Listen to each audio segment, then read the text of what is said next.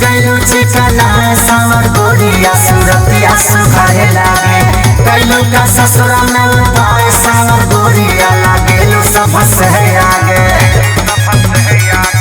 कौन दवाई खैली हो?